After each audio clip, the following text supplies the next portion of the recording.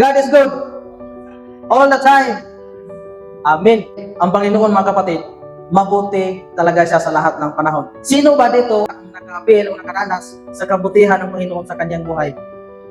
Amen. Tayong lahat mga kapatid, naranasan talaga natin ang kabutihan sa Panginoon sa ating buhay. Pinakamalaking nagawa sa Panginoon sa atin mga kapatid, yung pagpakamatay ni Jesus sa Kalbaryo sa cross. Yung talaga ang napakalaking nagawa niya na kabutihan sa atin. Niligtas niya tayo sa ating mga kasalanan mga kapatid. Maraming salamat po sa napakagandang awitin na inalay sa ating kapatid. Hindi talaga natin mabayaran ang kabutihan ng Panginoon sa ating mga kapatid. Kahit gaano tayo kayaman, gaano karami ang ating mga bulawan, hindi talaga natin mabayaran ang kabutihan ng Panginoon sa atin mga kapatid. Ang pinakamabuting gawin natin mga kapatid, ating ialay ang ating buhay sa Panginoon. Magpagamit tayo sa gawain ng Panginoon mga kapatid. Gagawin natin ang kanyang kalooban. Amen? Yan ang pinakamabuting gawin natin mga kapatid. Dahil hindi talaga natin mababayaran ang Panginoon sa pamamagitan ng mga yaman natin at mga bulawan. Kaya napakaganda sa mensahe sa awit mga kapatid. Huwag kayong magtaka mga kapatid kung bakit ako ay nagtatagalog ngayon ng mga Bisaya man tayo dito. Nagtatagalog ako mga kapatid dahil isa akong Seventh-day Adventist vlogger at marami din akong mga followers doon sa Maynila na makakita sa aking mga video na hindi daw nila maintindihan ang Bisaya. Kaya ang gagawin ko mga kapatid, haluan ko ng Tagalog para naman meron din silang maintindihan. Okay lang ba mag-Tagalog ako mga kapatid? Salamat mga kapatid. So, happy Sabbath na pala sa ating lahat mga kapatid. God is good all the time. Amen. Ang Panginoon mga kapatid, mabuti talaga siya sa lahat ng panahon. Sino ba dito ang nakapil o nakaranas sa kabutihan ng Panginoon sa kanyang buhay? Amen. Tayong lahat mga kapatid, naranasan talaga natin ang kabutihan sa Panginoon sa ating buhay.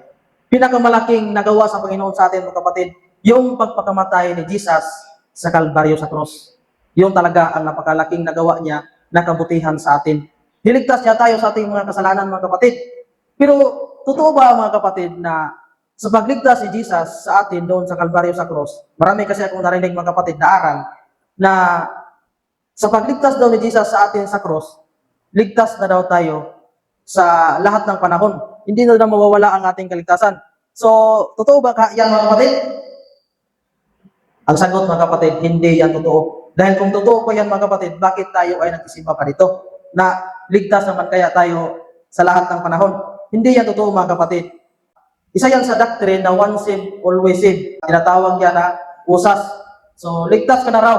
Hindi na mawawala ang kaligtasan mo. Pero kung babasihan natin ang Bible mga kapatid, hindi talaga yan totoo. Dahil ang sinabi mga kapatid sa Ephesians chapter 2 verse 8 to 9 na ang ating kaligtasan ay sa pamamagitan ng faith kay Jesus. But kung ating ipagpatuloy sa verse 10 mga kapatid, ang ating kaligtasan, mo resulta ito sa magandang gawa. So kung nanampalataya lang tayo sa Panginoon at walang gawa, walang kabuluhan mga kapatid. Kaya napaka-importante mga kapatid na faith in works mga kapatid, kailangan talaga magsama sa ating pananampalataya sa Panginoon mga kapatid. So, itong message ko ngayon mga kapatid ay gititiran po ito ng ang ating pagpagamit sa gawain sa Panginoon. Kailangan talaga tayo mga kapatid mapagamit sa gawain sa Panginoon. So, ang unang verse natin na babasahin mga kapatid, dito po natin mababasa sa Romans chapter 10 verse 15. Says, "In how shall the priests except thee descend?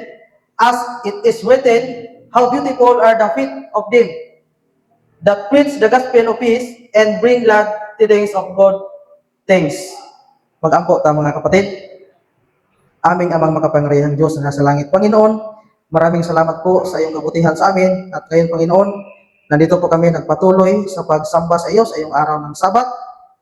Naway Panginoon, gabayan po kami. Bigyan mo po kami Panginoon ng wisdom upang unawaan po namin ang aming pag-aralan ngayon sa hapong ito na iyong mga salita. Patawarin po kami Panginoon kung saan man kami nagkasala sa pamamagitan ng gawa, sa salita at sa isip. Dahil hindi kami perfect dito sa sanlibutan ito, kailangan talaga namin Panginoon ang iyong kapatawaran. Para ang aming pagpuri sa iyo Panginoon ay kalugod-lugod na matanggap mo diyan sa iyong harian sa langit. At itong lahat aming inidalangin sa aming mahal na tagapagligtas na walang iba na si Kristo. Amen. Okay, so mga kapatid, ano ang sinasabi sa banal na kasulatan? Napakasaya po sa Panginoon mga kapatid. Sa tuwing nakikita niya ang kanyang mga katauhan na naglakbay patungo doon sa mga nagbahay-bahay mga kapatid, ginagamit ang kanilang mga paa sa gawain sa Panginoon. Dahil ang sabi dito sa Tagalog mga kapatid, at paano silang magsisipangaral kung hindi sila nga sinugo, gaya ng nasusulat, anong paggaganda ng paa niyaong mga nagdadala ng masasayang balita ng mga bagay na mabuti.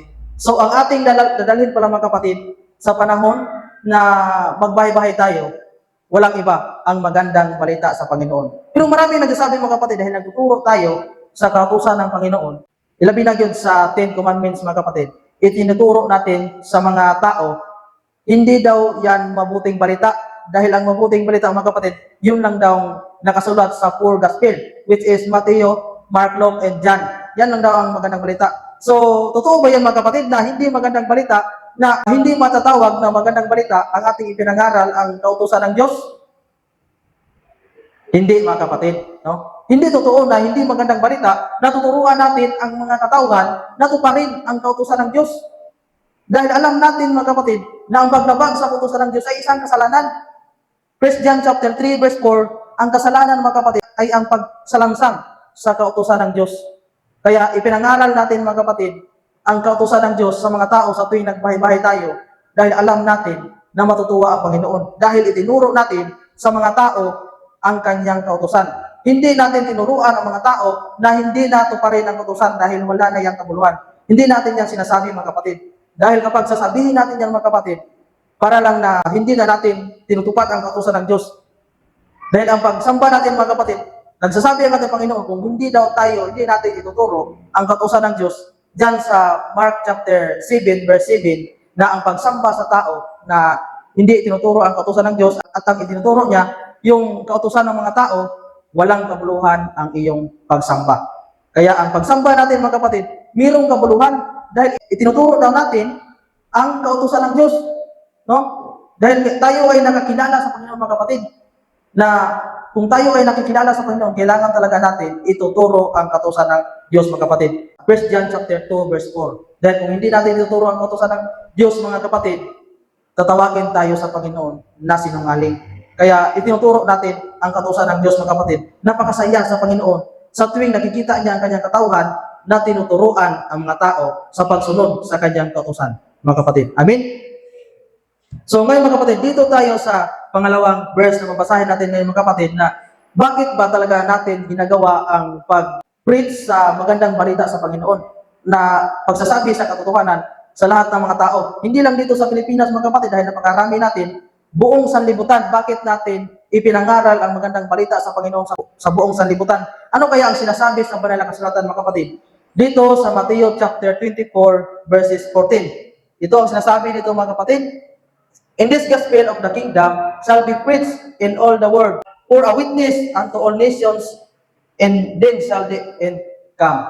So, ang magandang balita pala sa Panginoon mga kapatid, inuutos ng Panginoon sa atin, although noong unang panahon mga kapatid, ang inutusan sa Panginoon sa pag-preach sa magandang balita sa buong sanlibutan, which is ang mga apostles.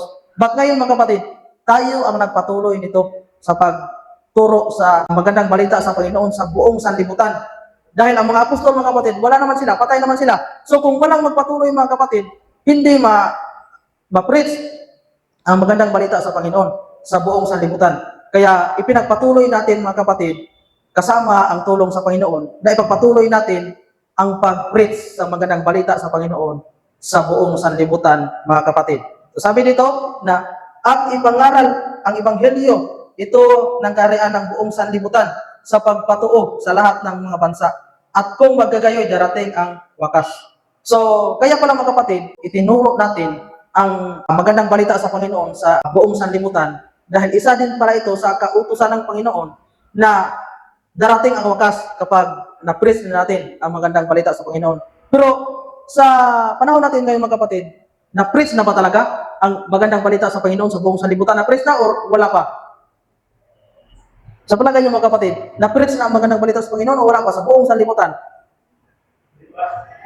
Hindi pa mga kapatid. dahil mayroon pang nation na hindi pa natin napasok, hindi pa naabot ang magandang balita doon. At ang bansa na yan mga kapatid, kung hindi ako nagkamali, yung South Korea ba or North Korea?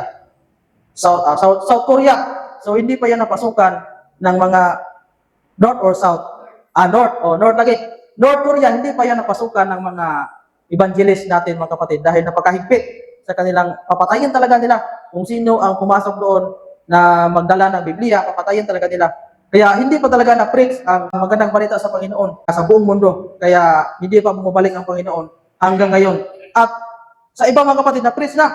Ang problema mga kapatid, naturo na ang magandang balita sa Panginoon, pero ang mga tao hindi tumanggap. Kunti lang ang tumanggap, mas marami pa ang hindi tumanggap mga kapatid. Kaya isa din yan sa dahilan kung bakit hindi pa bumalik ang Panginoon hanggang ngayon. Marami nang sasabi, namatay na lang ang aking lolo, ang aking papa,